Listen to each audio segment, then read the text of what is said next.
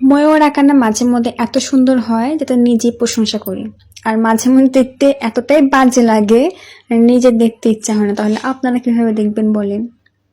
আমি এখানে বারবার ময়ূর মুছে মুছে আমি ভালোভাবে শেপ দেওয়ার চেষ্টা করছিলাম, অবশেষে একটু পারছি। তাও ভাবলাম যে থাক, আর না মুছি, কারণ এর পরের বার যদি আমি মুছতে যাই তাহলে আমার আর মেহেদি পরা হবে না, কারণ আমার মন চাবে না আমি আর মেহেদি পরি। তারপরেও অনেক চেষ্টা করে সুন্দর করে একটু শেপ দিয়ে ময়ূরটা আঁকায় নিলাম। বাকিটা পেখম টেখম আঁকায় বাকি কাজ শেষ করে দিব। তবে আমি মেহেদি কখনোই যে প্রপারলি ভালোভাবে যে আমি মেহেদিটা যে শেষ করতে পারছি এরকম না।